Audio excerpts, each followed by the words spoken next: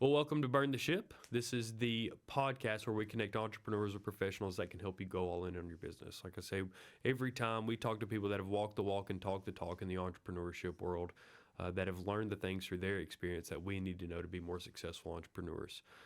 Thank you for allocating the time to chat with me for a while. I say that to everyone. It means a lot. Anybody that spends the time to chat with myself, my audience, it means a lot to me. So thank you for being here. Why don't you go ahead and introduce yourself?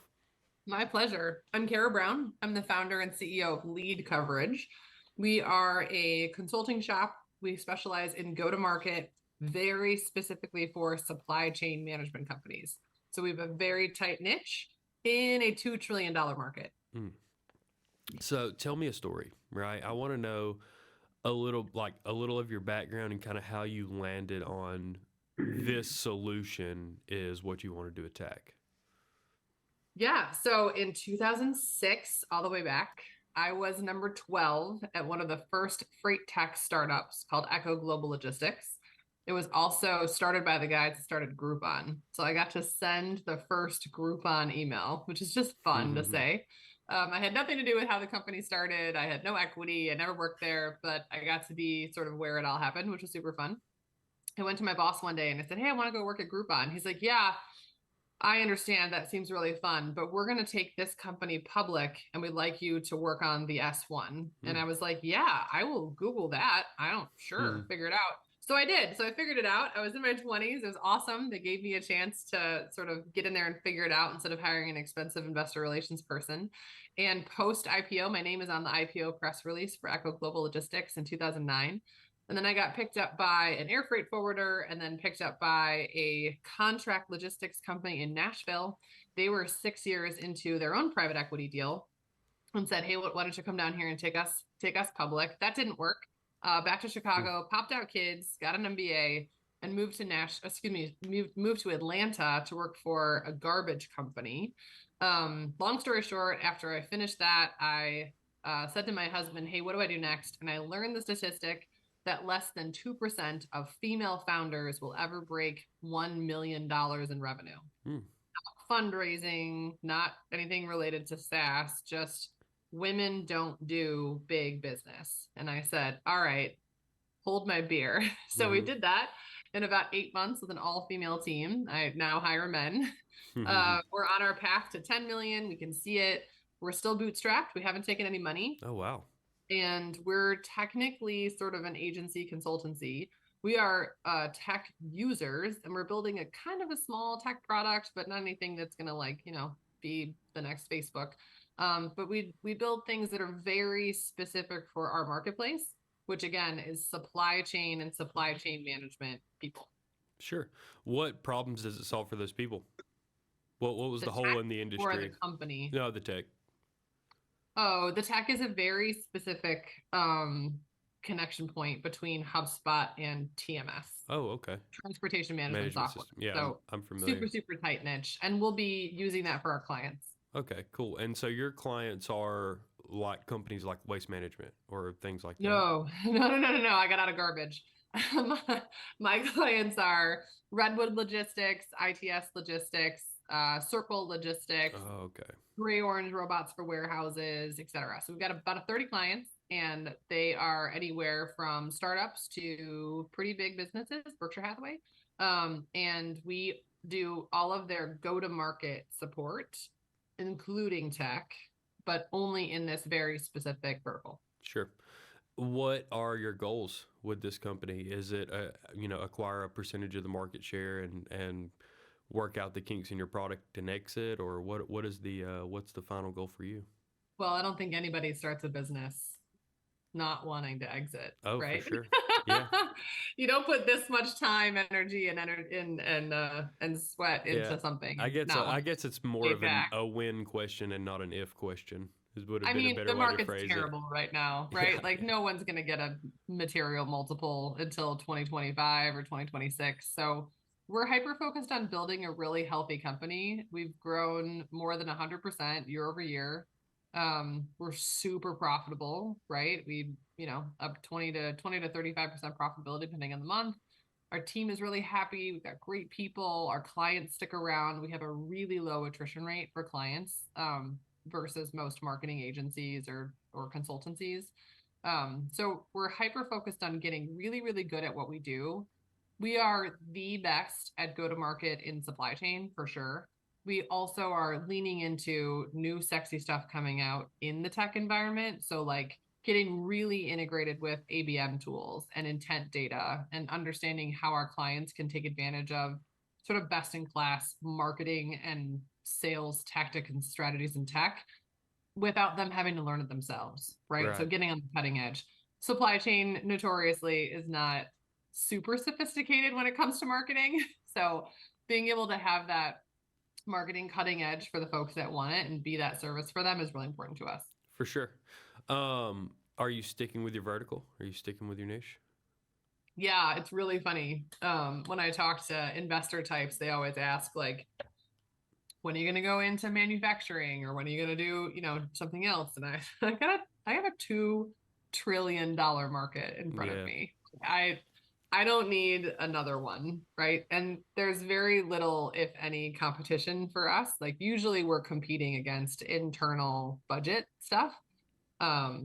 It's just such a greenfield in this space. So I don't see us going into something else unless there's a material reason to. That makes sense. For sure. I mean, yeah, I guess that's the language that investors speak, as well as, TAM and looking for those very specific numbers. And I guess once you can, hey, we compete against everyday issues in a $2 trillion market, and we're trying to solve a problem where there's not a lot of competition. I mean, I could understand that staying in your place. I guess it's a very natural thing for startup and technology companies as well to want to kind of diversify what their solution does. I think a lot of people get caught in that, we call it the features and benefits cyclone, is constantly pouring any revenue and money back into adding features and benefits for specific clients that aren't good for their viability as far as solving problems on a larger scale. And it seems like you guys have not done that. Talk to me about the thought process behind not taking money.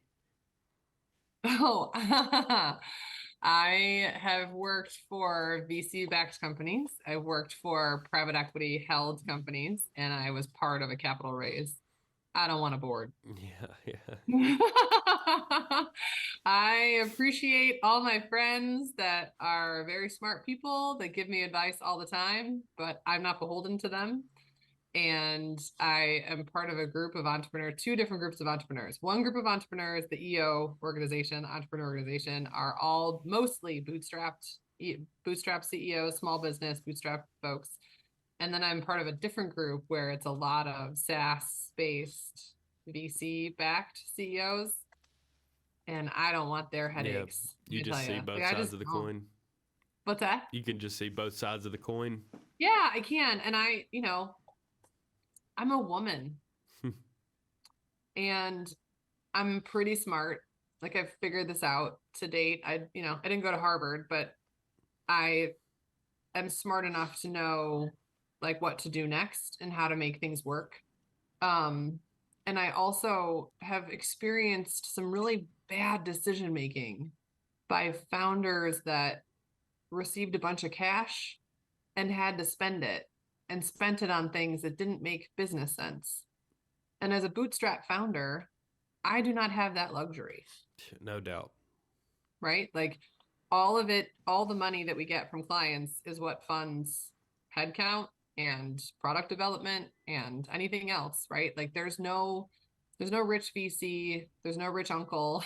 Like if we don't make it work, we don't make it work. And if we don't make money, if we are not profitable, I literally don't feed my children. Right.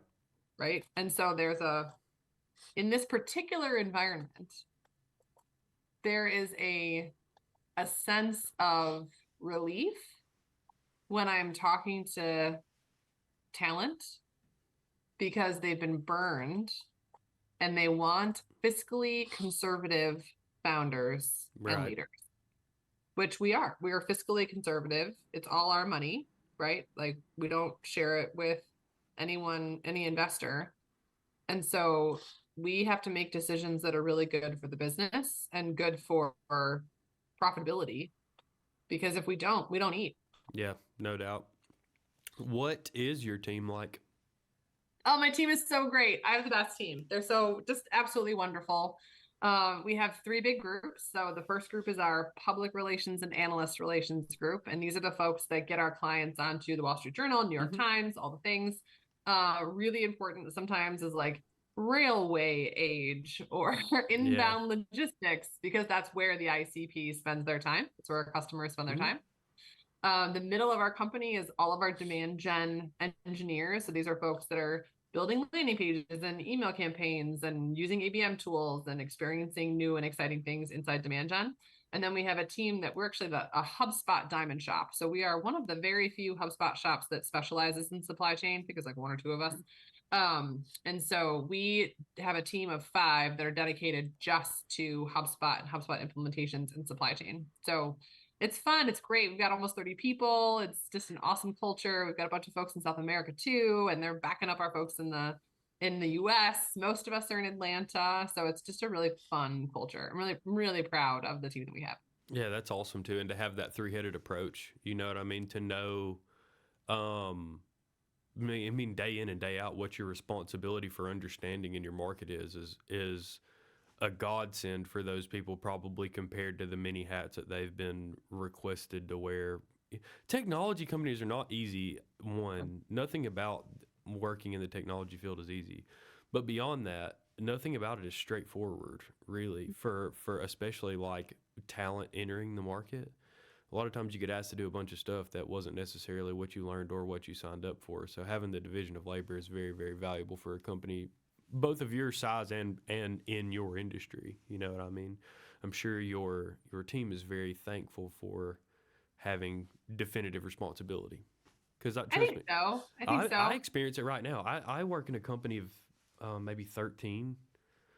And when I started working here, I was a company of 4, maybe 4 of us, maybe 5 of us.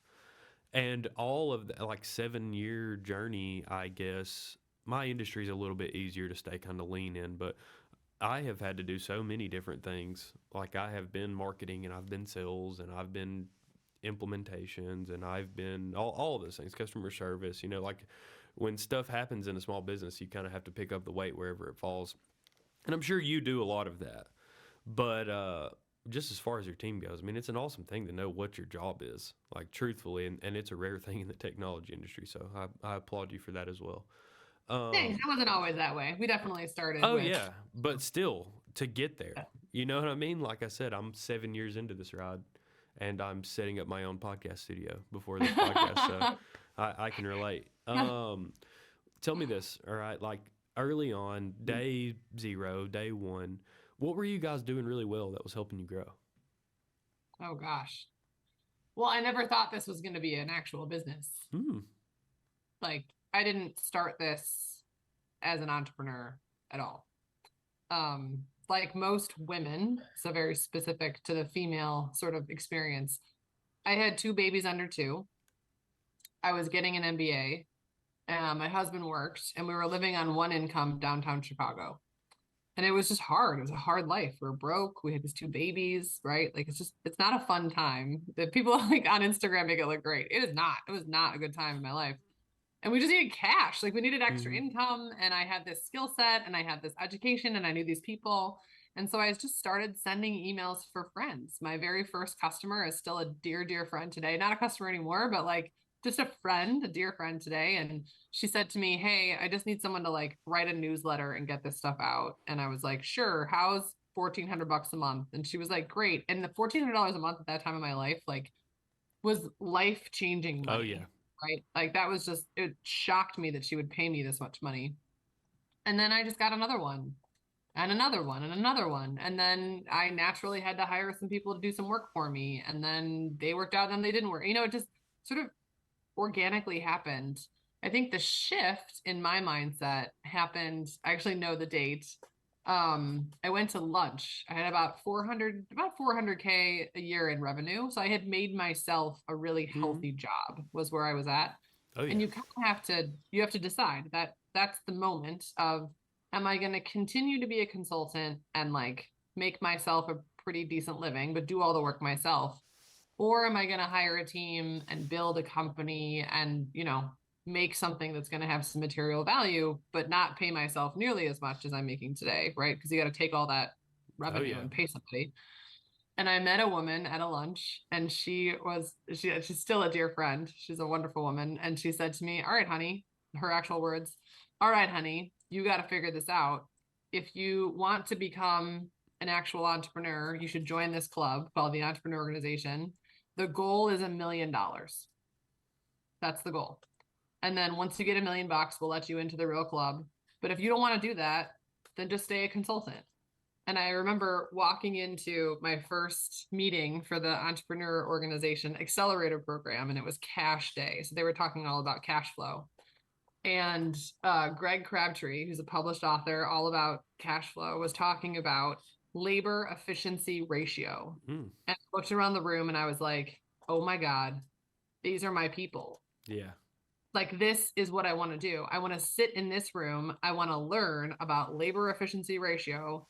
I want to take this back to my team of like 1.5 people at the time and put this in place and see what happens in this company that I'm building. And that was really it. That was the moment when I was like, all right, we're going to turn this into a real business. And then, I got a chip on my shoulder. There's not a lot of women that do it. So this whole, getting to $1 million and getting in the 2% club meant a lot to me. It turns out that the number of women who break 10 million bootstrapped is statistically irrelevant. Wow. There are so few women that do it that they literally can't track it.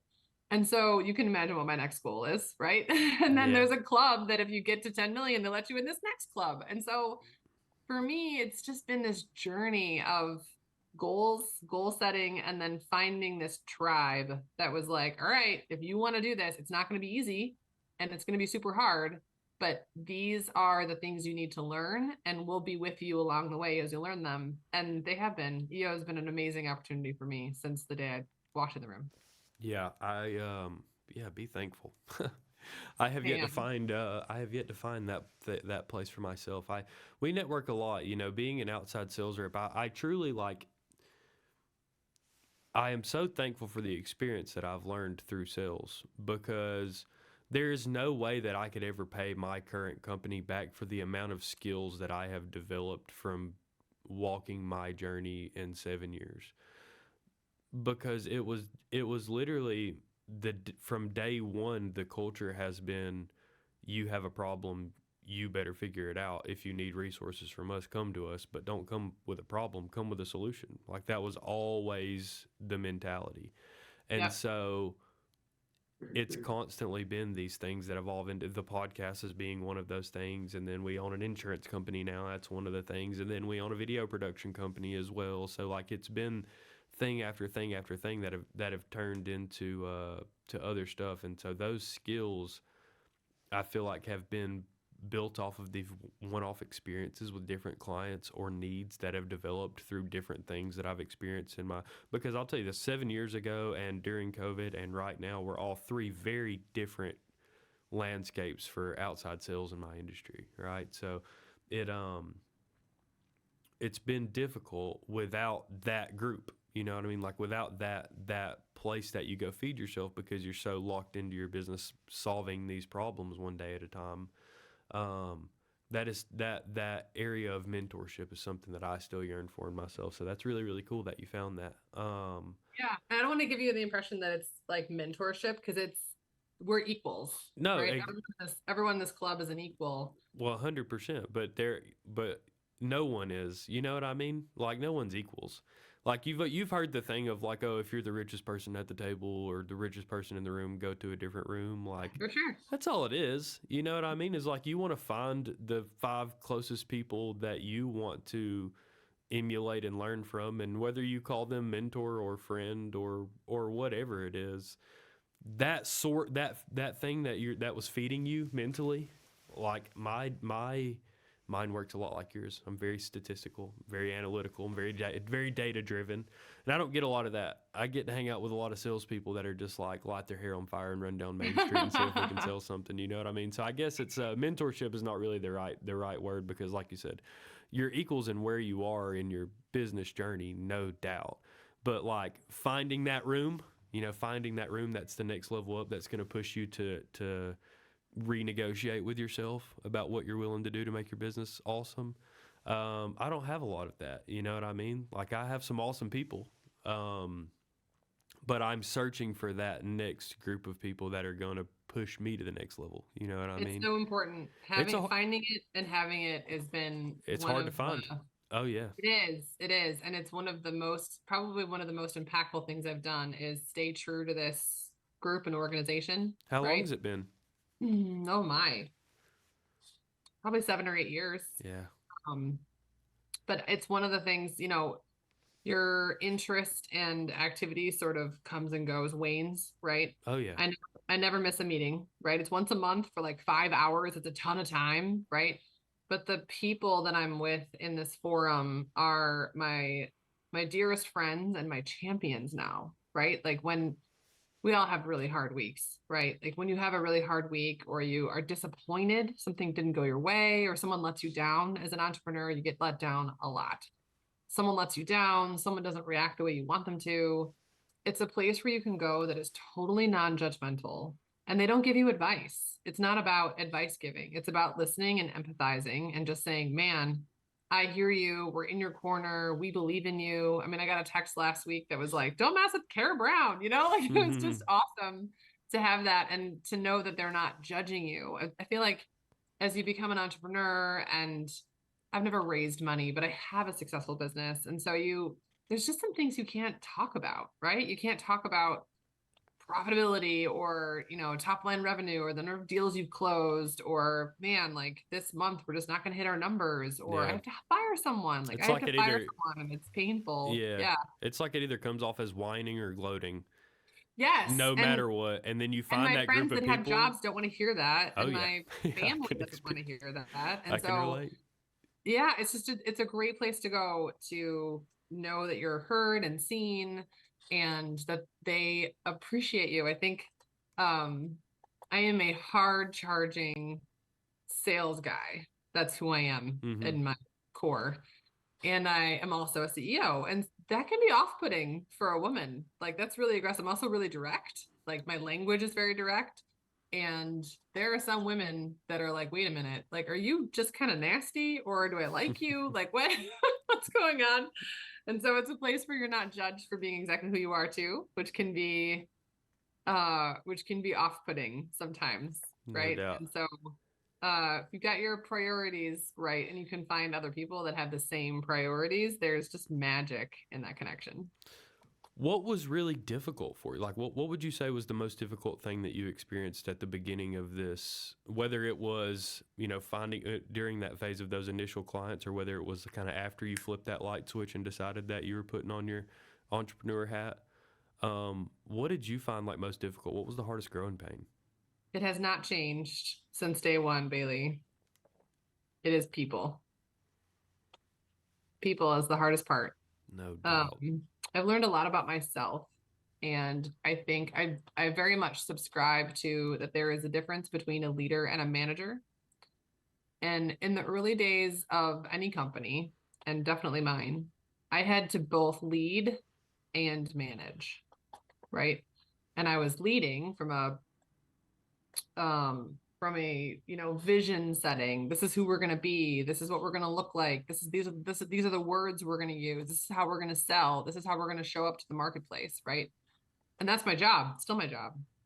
But I was also managing people, right? Like get to work on time, track your time, like no, you can't have that day off. And for the first, I don't know, 5-ish years, I had to do both. And one of my favorite things about getting to the place where we are today is that I no longer have to be a manager. I can lead. I manage my direct reports. I've got 3 or 4 of them, but I'm no longer responsible for what does my growth plan look like? How do I make an impact in this company? What is my next career move for 30 people? That's impossible. No one can do that. No. Right. That's probably been the hardest part. It's been the hardest part for me. there are other entrepreneurs and people who are really good at managers, great managers, right? Great at motivating individual humans, really good at personal connections, etc. It's just not a skill set of mine. So one of the things that I'm really proud of that we've learned just in the last 6 months or so is that my highest and best use of time to build enterprise value for this company is to sell and do things like this, right? Be in front, have relationships with our, key players in the marketplace, be out in front marketing and doing what I have to do, or writing a book, right? That kind of Oh yeah. work, and leave the human management, which is just as important. But to leave the human management to folks that are just better suited at it, suited for it than I am, right? Our COO often says like he's really good at people management, but we would go broke if he had to sell, right? And so I think that's the most fun, is being able to really understand what you're good at and what your highest and best use is, and then be able to make changes to allow for that on a dime, Oh yeah. right? I don't have to ask my boss. Moment's notice. Yeah. Yeah.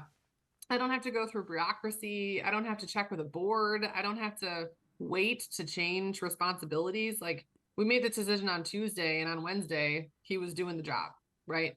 So I think there's so much freedom in where we are right now. And I think that freedom will probably go away the bigger we get. But right now, there's so much freedom about it. Yeah.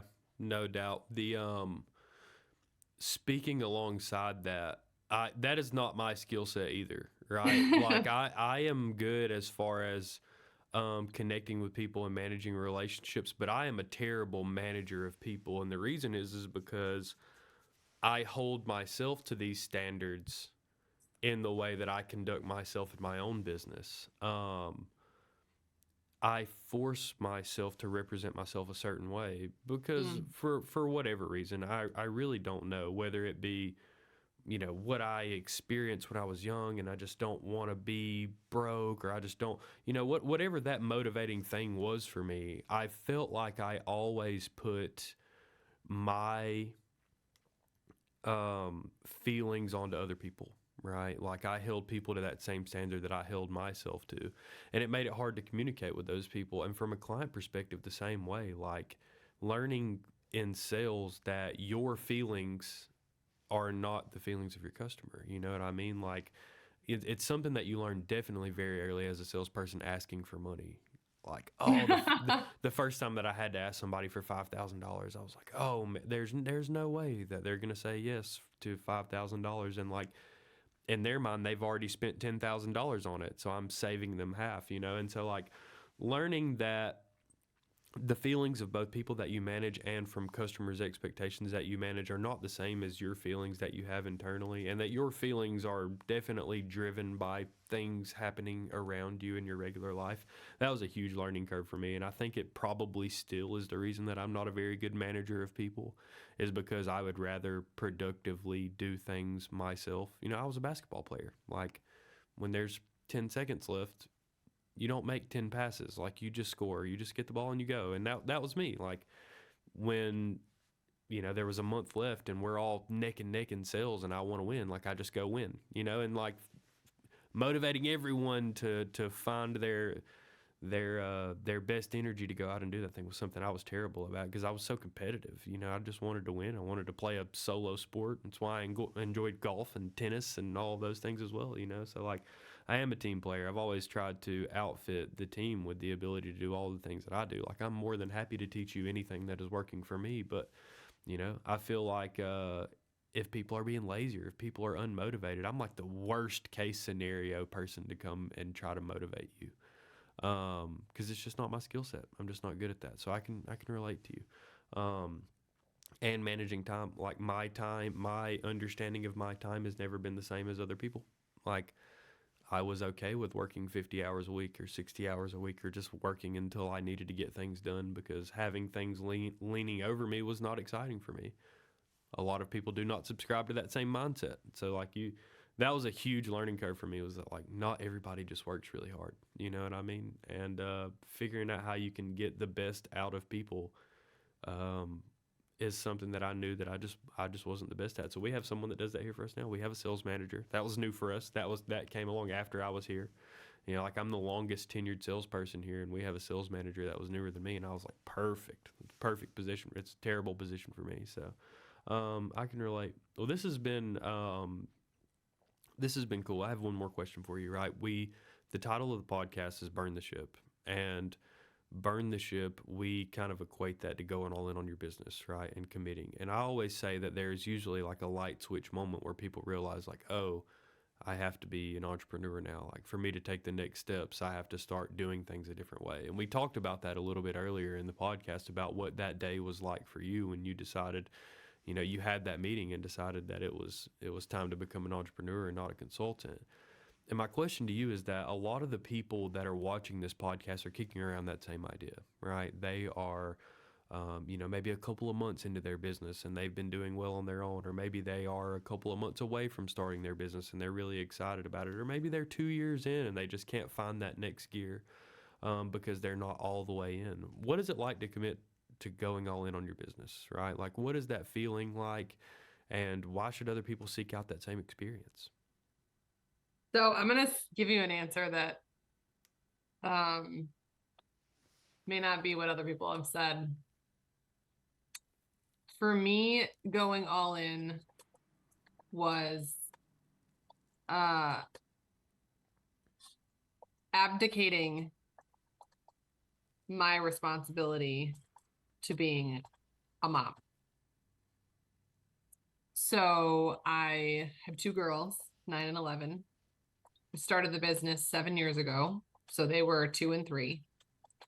And what I hear a lot from hope and a dream entrepreneurs is that they're not willing to go all in because of childcare stuff.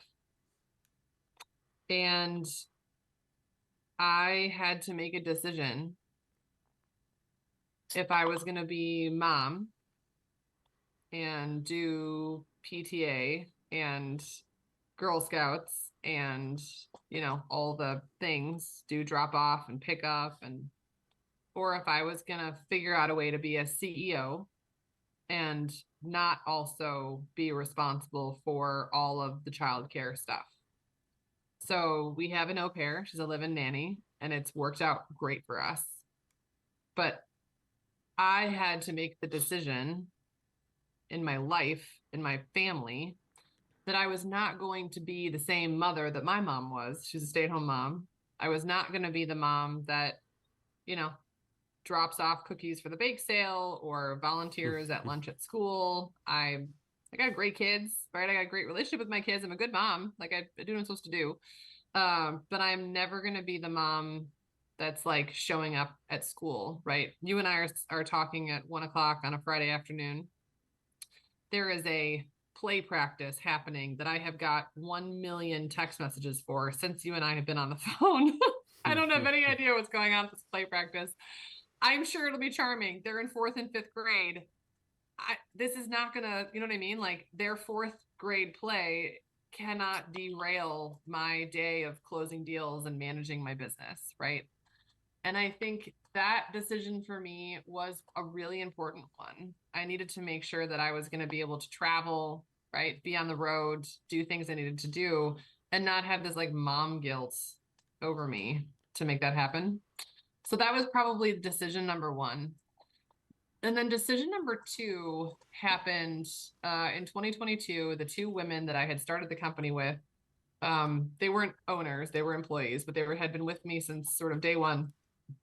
They both left in the same week. And it had kept me up at night. What would happen if I had lost these 2 people, because they were just so integral to the business. They had the client relationships. They were doing the work. One of them was basically my COO. She's the chief of staff. Like, what would happen if I lost these women? And they decided to go at the same time period. And it was the worst year of my life, for sure. Like, the recovery from that took a lot of time, energy, and money, and, you know, all the things. But I made it. And not only did I make it, but we grew. by hundreds of percentage points. The company is thousands of times healthier. The people are happier. We have a healthier culture. Like there's so many good things that have come out of it. And so I think perseverance, resilience is so important as an entrepreneur, and commitment. The commitment to the company. I'll tell my virtual assistant when he sets up meetings, right? People who pay me is number one. 2 is people who would like to pay me, right? 3 is people I pay, and 4th is family.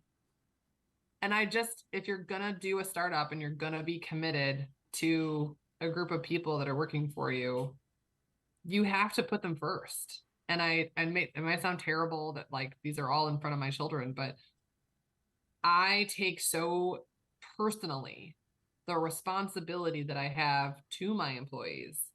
I pay their car notes, I pay their mortgages, I pay their healthcare, I pay the food that goes on their table, all comes from my ability to run this business well. And so I don't have a choice. The responsibility of leadership is so important to me that I don't have a choice but to put them in front of my own family. And I think that is a decision that you have to make. If you're going to be an entrepreneur and you're going to take someone else's money, or you're going to spend your own money making a company, it has got to come first, because your responsibility then is to the humans that put their livelihood in your hands. And I take that very, very seriously. What an answer. What a good answer. What a really good answer. I'm so glad.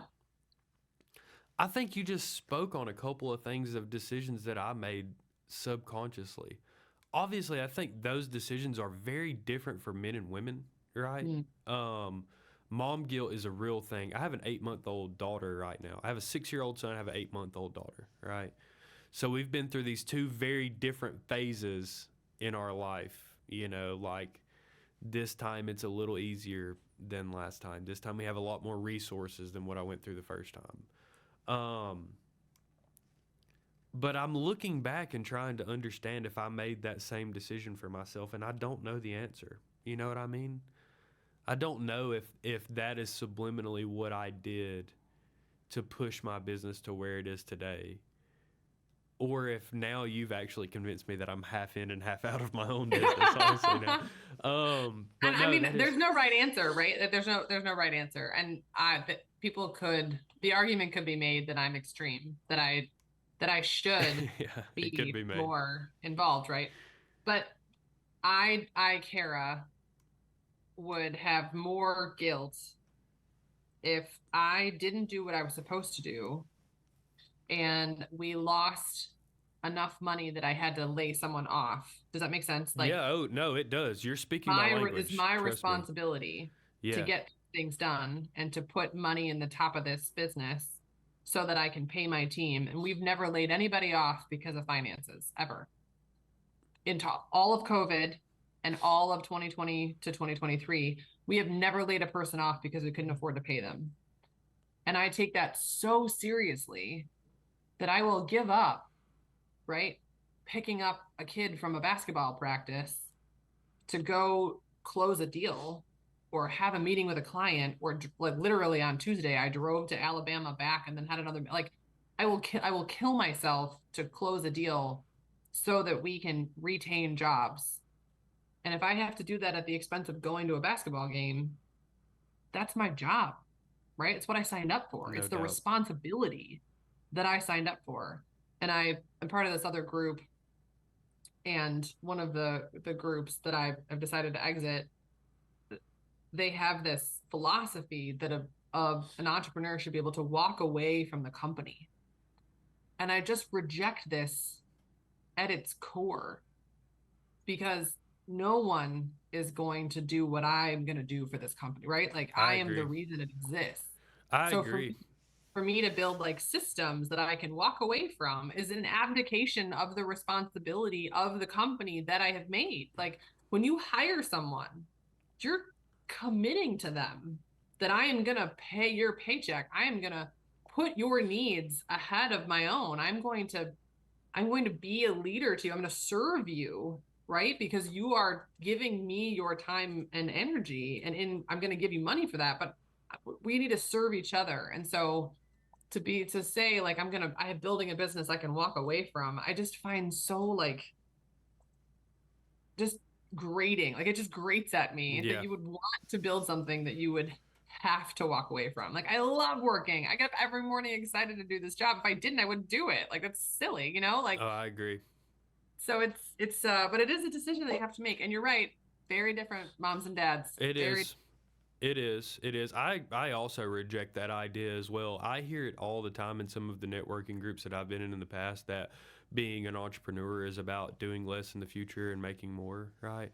I completely rebuke that because why? Why would you spend so much time gathering traction to slow yourself down because of responsibilities that you already knew that you had? You know what I mean? It's like, why get to a level because you worked really hard and then say, okay, I can take it down a notch and kind of ride this wave down? Like, that sucks to me. That sucks to me, right? I think that you reinvest, you find ways to level up, right? You find your way to get yourself in a different room. You find ways to do different things, and you keep pushing the ball as far as you can. You make the snowball that's rolling down the mountain as big as possible, because when the traction stops and when the motion stops, it costs you everything. Then it's just over, right? It's like we just went through this recently. We're purchasing another business completely out of our wheelhouse, and it was open, and then they stopped doing business for like a span of 2 weeks, which made our offer go down on that business by like 25%, right? So if that shows you the difference between your doors being open and your doors being closed, and what that means to people, and what layoffs look like to people, and what financial and fiscal responsibility as a leader means to people, it is everything. And there should be nothing in your mind that is teaching you what are ways that I can give my responsibilities and where I am in my business to other people so that I can step away. It's just I don't know. Maybe that'll change. Maybe that'll change for both of us as we get older. You know what I I mean? hope so. I mean, I'm sure I'll keep learning. I'll do something different. It'll be, Exactly right. Then we'll you know. really be writing books. You know what I mean? Like, then I'll really be agonizing over any productive way to find some level of progression in my life like that. That is not a moment I long for. When I am dying for things to try to still be getting better at, that will be a day where it is hard for me to find some purpose, and I don't long for those things. So this conversation has made me strangely thankful for the challenges that I endure. I'm glad. I appreciate you. I look forward to meeting you one day. I Yeah, really same do. here. This Yeah. was super fun. Thanks for the time. Well, no, thank you. This has been Burn the Ship. If you want to tell people in case they want to buy something from you, how to get in touch with you. But other than that, I think we're good. Yeah, we're at leadcoverage.com, and you can always find me on LinkedIn. I'm Kara Smith Brown. Cool. Well, thank you very much. It does mean a lot that you came. This has been a fun conversation. One of my funnest ones in a while. So Good. Thanks. Good cool. to see you, Bailey. Thank you for your attitude. See you soon.